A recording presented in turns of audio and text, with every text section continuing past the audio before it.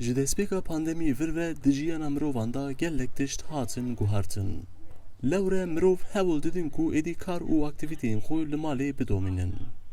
Lê aktivîteyên wek sporê li mal dibe ku pir zehmet be. Ji ber vê yekê jî jineke New Yorkî li taxa Brooklynê fîtneseke li derve vekir. û ev jî derfetê dide mirovan ku di dema pandemiyê da bikaribin spor bikin. And we created this outdoor.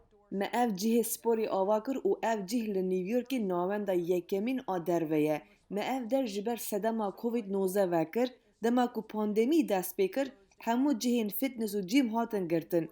Cihê me ji 5 meh girtî ma. Lê divê mirovan spor an jî werziş bikire, hin kesan bi rêya Zoomê spor dikir.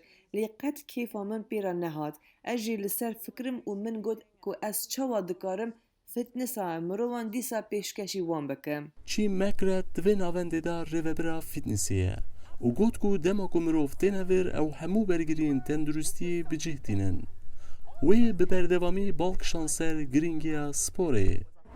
These are different times, right? Ev demên cuda ne. Di jiyana mirovan de ji alî sporê ve guhertin çêbûn. Ez ji wek rêbera sporê ji bo sexlemiya laş û derûniya mirovan alîkariyê didim. Spora derve derfetê dide ve ku hin bikarin hinek ji kar û mal dur bisekinin û her wiha hewaya paqij hildin.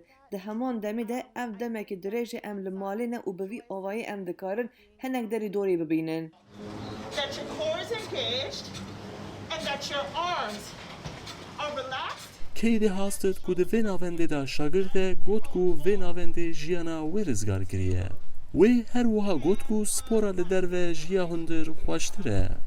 Well, I'm a person who. Ez mirovekê wisa me ku divê her tim sporê bikim. Ger her hefte çend caran spor nekim, ez stres dibim. Bazdanê qet hez nakim. Hin cara min li malê yoga dikir, lê bêhna min dernediket. Dema ev cih webû jiyana min jî hate guhertin. Bêguman demên pandemiyê dijwar derbas dibin. Li New Yorkê jî her tim bi ramanên nû ra li hember vê rewşê têkoşîna xwe didomînin.